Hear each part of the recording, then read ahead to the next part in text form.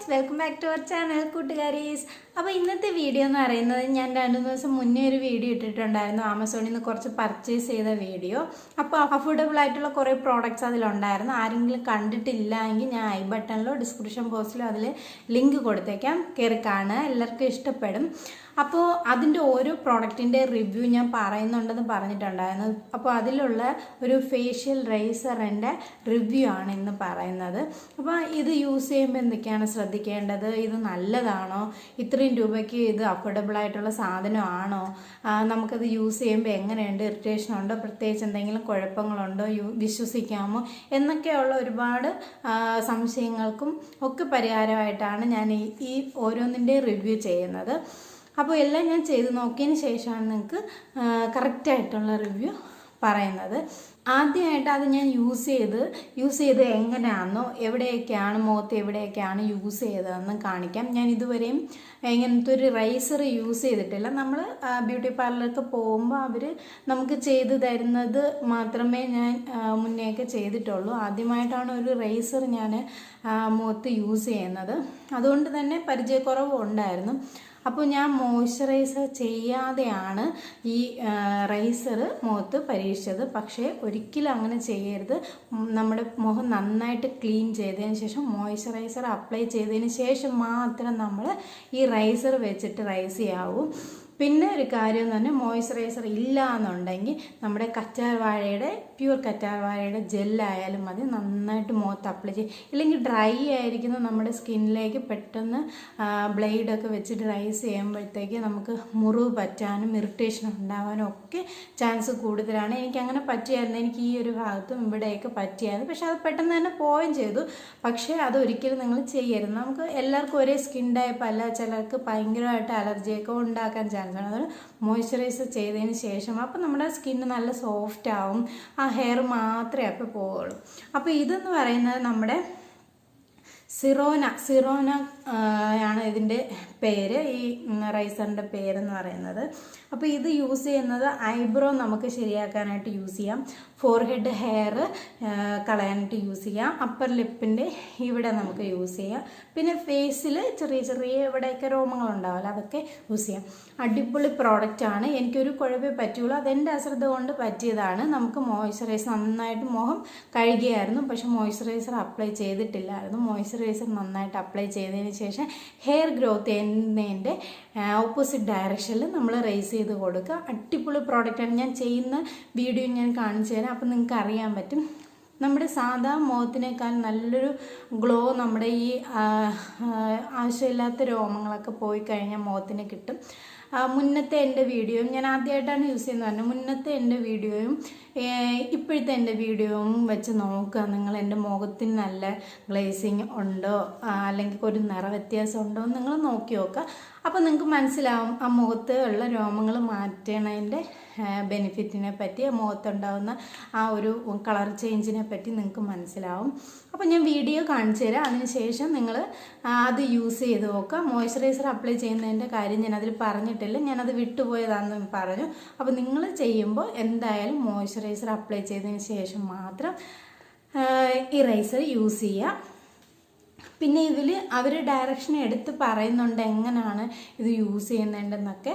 പക്ഷെ ഞാനത് ക്ലിയറായിട്ട് വായിച്ച് മോയ്സ്ചറൈസറിൻ്റെ കാര്യം വിട്ടുപോയി. അപ്പോൾ അതാണ് എനിക്ക് പറ്റിയൊരു കുഴപ്പം. നിങ്ങൾ ചെയ്യുമ്പോൾ അത് കറക്റ്റായിട്ട് ചെയ്യുക. അപ്പോൾ ആദ്യം നന്നായിട്ട് ക്ലൻസ് ചെയ്ത് മോയ്സ്ചറൈസർ ഏരിയ എവിടെയാണോ നമ്മൾ ഉദ്ദേശിക്കുന്ന ആ ഭാഗം നല്ല മോയ്സ്ചറൈസ് ചെയ്യുക. പിന്നെ കെയർഫുള്ളായിട്ട് നമ്മൾ റൈസർ വെച്ചിട്ട് നല്ല ബ്ലേഡാണ്, അപ്പോൾ നമ്മൾ കെയർഫുള്ളായിട്ട് വേണം. നന്നായിട്ട് മൂർച്ചയുള്ള ബ്ലേഡാണ്, അപ്പോൾ നന്നായിട്ട് കെയർ ചെയ്തിട്ട് വേണം നമുക്കത് യൂസ് ചെയ്യാനായിട്ട്. പക്ഷെ നന്നായിട്ട് ക്ലീൻ ചെയ്യുക. എത്ര വട്ടം യൂസ് ചെയ്യാമെന്ന് ഞാൻ ഒറ്റ വട്ടം യൂസ് ചെയ്തോളൂ. ഒരു ഇത് തന്നെ റീയൂസ് ചെയ്യാമെന്ന് അവർ പറഞ്ഞിട്ടുണ്ട്. അപ്പോൾ അത് റീയൂസ് ചെയ്യുന്നതിന് മുന്നേ യൂസ് ചെയ്തതിന് ശേഷം നന്നായിട്ട് വാഷ് ചെയ്ത് ഉണക്കിയതിന് ശേഷം ക്യാപ്പ് അടച്ച് ഏതാണോ നമ്മൾ സൂക്ഷിക്കുന്ന ഏരിയ അവിടെ വെച്ച് സൂക്ഷിച്ചതിന് ശേഷം മാത്രം നെക്സ്റ്റ് ടൈം അതെടുക്കുക. അല്ലാതെ യൂസ് ചെയ്ത് അശ്രദ്ധമായ എവിടെയെങ്കിലും വലിച്ചെറിഞ്ഞതിന് ശേഷം പിന്നെ അതെടുത്ത് യൂസ് ചെയ്ത് ഇറിറ്റേഷനും സ്കിന്നിന് ഡാമേജും ഒക്കെ ഉണ്ടാവും. അപ്പോൾ അതൊക്കെ ശ്രദ്ധിച്ചോളാം. അപ്പോൾ ഇതിൻ്റെ MRP ഇതിൽ എഴുതിയിരിക്കുന്ന പ്രൈസ് 275 രൂപയാണ്. ഞാൻ ആമസോണിൽ നിന്ന് മേടിച്ചപ്പോൾ എനിക്ക് വന്ന പ്രൈസ് 225 രൂപയാണ്. അപ്പോൾ നല്ലൊരു പ്രോഡക്റ്റാണ്, എല്ലാവരും ട്രൈ ചെയ്ത് നോക്കണം. അപ്പോൾ ഇതുപോലെയുള്ള 3 റൈസറാണ് നമുക്ക് കിട്ടുന്നത്. ഇതുപോലെ അതിൻ്റെ പേരൊക്കെ എഴുതിയിട്ടുള്ളു. നല്ല കാണാൻ അടിപൊളിയായിട്ടുള്ളൊരു നല്ലൊരു കളറൊക്കെ ആയിട്ടുള്ളൊരു സാധനമാണ്. എല്ലാവരും യൂസ് ചെയ്ത് നോക്കുക. റേസർ യൂസ് ചെയ്യുന്നതിന് മുന്നേ മുഖം നന്നായിട്ട് വാഷ് ചെയ്ത് ഡ്രൈ ആക്കുക. ഞാനിവിടെ പതഞ്ജലിയുടെ ഒരു ഫേസ് വാഷാണ് യൂസ് ചെയ്യുന്നത്.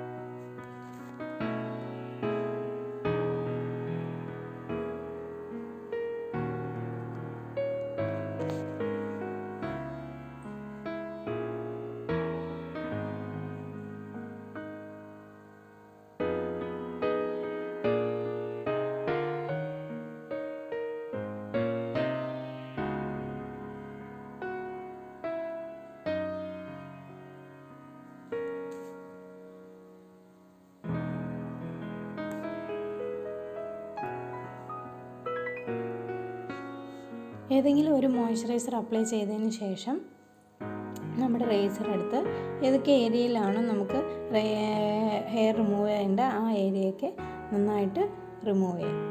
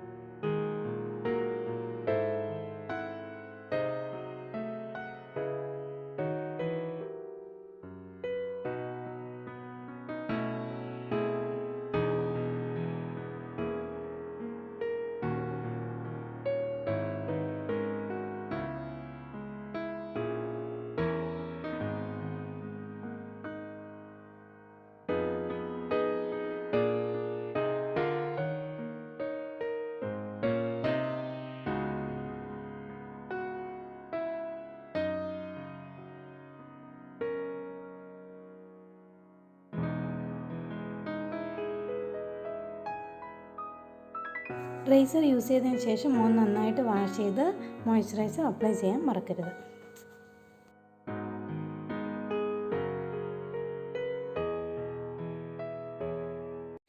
അപ്പോൾ എൻ്റെ വീഡിയോ ആദ്യമായിട്ടാണ് കാണുന്നതെങ്കിൽ സബ്സ്ക്രൈബ് ചെയ്യാൻ മറക്കണ്ട. വീഡിയോ ഇഷ്ടമായെങ്കിൽ ലൈക്ക് ചെയ്യുക. അപ്പോൾ പുതിയ വീഡിയോ ആയിട്ട് കാണുന്നതായിരിക്കും.